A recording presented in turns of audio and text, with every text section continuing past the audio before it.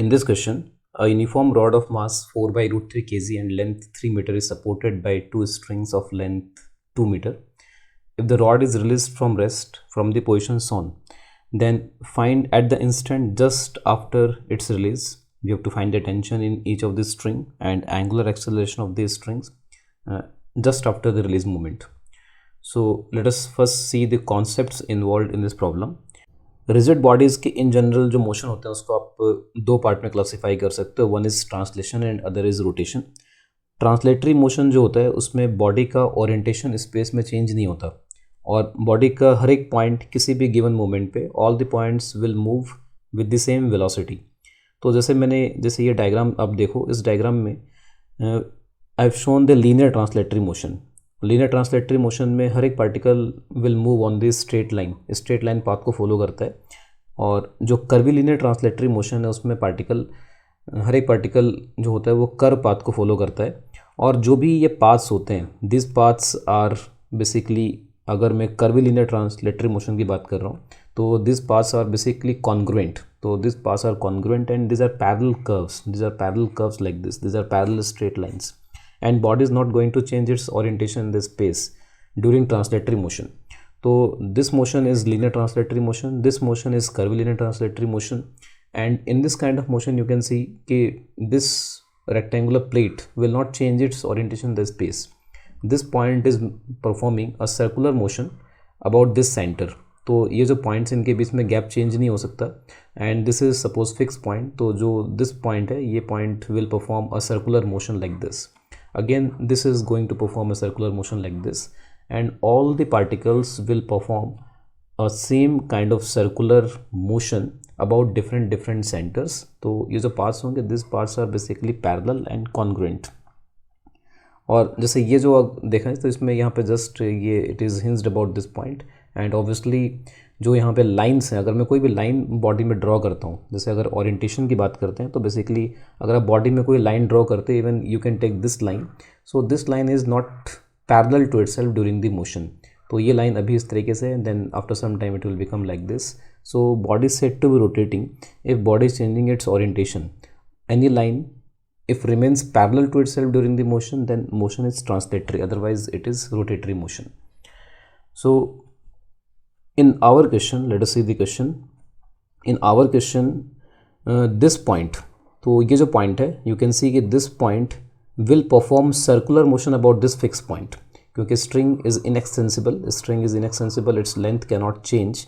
So this point is going to perform circular motion about this point.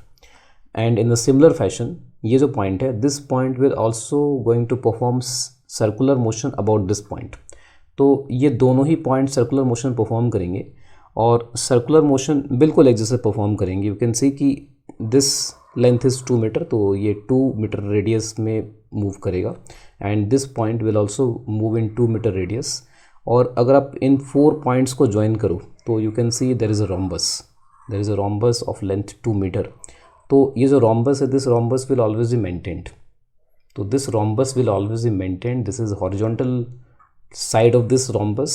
और जब ये rod move करेगी तो ये जो दोनों पॉइंट्स हैं, this 2 points, so this 2 points, इनको जो लाइन ज्वाइन करेगी, that line will always remain horizontal. तो this rod is not going to tilt like this. So this rod is not going to tilt like this. तो ये ऐसे tilt नहीं करेगा. So this rod is going to perform a pure translatory motion. तो इस question में ये identify करना बहुत ज़रूरी है कि motion is pure translation and obviously curvilinear translation, क्योंकि आपने देखा कि this point is going to perform circular motion. तो ये कर्व पाथ पे मूव करेंगे, तो it is curvilinear translatory motion this rod is going to perform. तो अगर ये ट्रांसलेटरी मोशन परफॉर्म कर रहा है तो ट्रांसलेटरी मोशन परफॉर्म करने में हर एक पॉइंट के जो वेलोसिटीज़ होंगे, एक्सेलरेशंस होंगे, तो हर एक मोमेंट ऑफ टाइम पे दे विल बी सेम अगर ये ऑलवेज प्योर ट्रांसलेटरी मोशन में है. तो जैसे अगर मैं अभी देखूं just after release it's velocity is 0. कोई वेलोसिटी नहीं रहेगी यहाँ पे, ठीक है, देयर इज़ नो वेलोसिटी. और अगर मैं इस पॉइंट को देखता हूँ तो ये सर्कुलर मोशन परफॉर्म कर रहा है and its velocity is 0 at this instant. तो इसके जो एक्सेलरेशन है उसके 2 कंपोनेंट्स हैं. One is the centripetal toward the centre and other will be the tangential acceleration perpendicular to the length of the string. suppose this point is A and its acceleration will be something like this. So acceleration will be the tangential acceleration only, and this acceleration will be perpendicular to the string. Again, this point will have the same acceleration like this, because motion is translatory, so both are going to have same acceleration. तो अगर इन दो points के, suppose this point is B, तो अगर इन दो points के same acceleration है तो accelerations are like this. Suppose accelerations are A and this accelerations are basically the tangential acceleration. तो this accelerations are basically tangential acceleration. और जो सेंटर ऑफ मास होगा, all the points will have this kind of acceleration only. सभी के acceleration इसी तरीके के होंगे. जैसे इस पॉइंट के लिए जो सेंटर है वो यहाँ पर है, इस पॉइंट के लिए सेंटर यहाँ पर है. तो अगर यहाँ कहीं पे सेंटर ऑफ मास अगर है, centre of mass will be at the mid point because this is uniform rod. तो उसका जो सेंटर होगा, centre will be like this. तो यहाँ कहीं पे इसका सेंटर होगा for the centre of mass. तो I can draw this line like this and somewhere here is the centre of mass at the mid point of the rod. So this acceleration is like this, because to write the dynamics equation we need the acceleration of center of mass. So this is the center of mass of this rod and this will have the same acceleration a. तो सभी के acceleration यहाँ पर a हो जाएंगे, क्योंकि हमने identify कर लिया कि this motion is a purely translatory motion. अब इसके बाद में अगर मैं इसका फ्री बॉडी डायग्राम बनाता हूँ, तो फ्री बॉडी डायग्राम में I can show tension like this. Suppose ये टेंशन T1 है और this tension is T2 and the weight acting here will be equal to mg. तो ये तीन फोर्सेस यहाँ पे लग रहे होंगे. और क्योंकि इट इज़ नॉट रोटेटिंग, तो if this is not rotating तो its angular velocity, its angular acceleration, everything will be zero. So omega is going to be zero. So remember I am talking about the omega of this rigid body. तो omega of this rigid body will be zero because it is not having any rotation. अगर कोई भी line मैं इसमें draw करता हूँ तो that line will remain parallel to itself during the motion. ठीक है, तो इसका कोई ओमेगा नहीं होगा, इसका अल्फा भी नहीं होगा. Remember this is not the alpha of particle, this is the alpha of this rigid body. तो रिजिड बॉडी का जो अल्फा है, ओमेगा है, वो जीरो होगा. जो क्वेश्चन में हमसे अल्फा पूछा गया, that alpha is for this string. Obviously string is having rotation. String जो अभी ऐसे है, कुछ टाइम के बाद में string will have different angle. तो उस रोटेशन का जो अल्फा है, that alpha is being asked. तो वो अल्फा हमें बताना है. इस रिजिड बॉडी का जो अल्फा है, that this rod has zero alpha, this rod has zero omega. तो यहाँ पर मैंने इसका एक्सेलरेशन दिखा दिया और यहाँ पे ये फोर्सेस दिखा दिए. तो कितने वेरिएबल्स है, लेट अस सी. तो इसके वेरिएबल्स हमें देखने T1, T2 और ये A. We have 3 variable.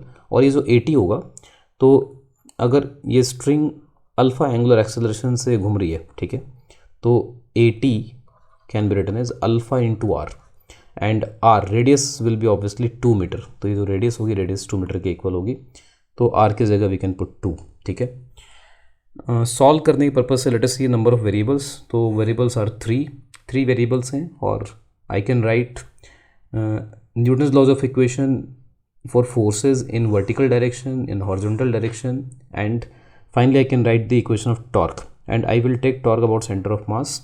तो center of mass के about torque लेंगे और net torque for this body will be 0, क्योंकि इसका कोई अल्फा नहीं है. torque is equal to I alpha and there is no alpha, so net torque will be 0. so let us write the equations. तो अगर मेरे को horizontal vertical में equations लिखनी है तो मेरे को इससे components करने चाहिए. तो टेंशन के अगर components करते हैं, तो टेंशन का component in this direction it will be T1 by 2. So this is going to be T1 by 2. This vertical component will be root 3 T1 by 2. This will be T2 by 2. And this is root 3 T2 by 2. So these are the components. तो अगर मैं horizontal में equation लिखता हूँ तो acceleration के component horizontal में करने चाहिए. सो एक्सेलरेशन का जो एंगल है, this angle is 60, so this angle is going to be 30. तो हॉरिजॉन्टल में equation will be T1 by 2 plus T2 by 2. This would be equal to mass into acceleration's horizontal component, it is cos 30, so it is going to be root 3. So T1 plus T2 is ma root 3. So this is equation number 1. Now I can apply equation in vertical direction. So vertical direction, because acceleration is in downward direction, so I can write mg minus root 3 by 2, it will be T1 plus T2 and this is equal to m and component of acceleration a sine 30, that will be ma by 2. So this is another equation in vertical direction. So I can put this t1 plus t2 ma root 3. So t1 plus t2 ma root 3, I can put here, and I can solve for acceleration. So this is equation number 2. I am putting t1 plus t2 here. So mg root 3 by 2, t1 plus t2 is ma root 3, and this is ma by 2. From here if you solve, acceleration will come out to be g by 2. तो इसका जो acceleration है वो g by 2 आ जाएगा. और एक बार इसका acceleration आ गया तो I can find alpha. Alpha will be this a by r. So r is 2, so it will be g by 4. If you take g 10, then it will be 2.5 radian per second square. So alpha which is being asked in the question is 2.5 radian per second square. और क्योंकि अभी यहाँ पे हमने सिर्फ 2 equations लिखी हैं, one equation I can right for the torque equation about the centre of mass. अगर आप सेंटर ऑफ मास के बाद टॉर्क लोगे तो mg का torque will be 0 and this components of tension will have 0 torque. So इसका टॉर्क आएगा √3 t1 by 2 and this is √3 t2 by 2 and the net torque will be 0. This distance is going to be 3 by 2 and this distance will be half. So net torque about the center should be equal to 0.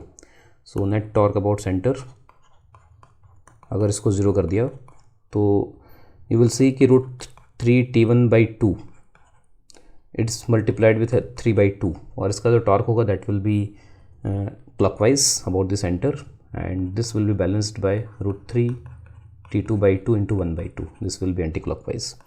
सो यहाँ से relation आ जाएगा, that relation will be कि t2 should be 3t1. So this is equation number 3. तो from this 3 equations we know t1 plus t2 and acceleration हमने calculate कर लिया है. So if you put this things तो यहाँ से you will find the answer for t1 and t2. तो if you calculate for t1 then t1 is going to be mg √3 by 8.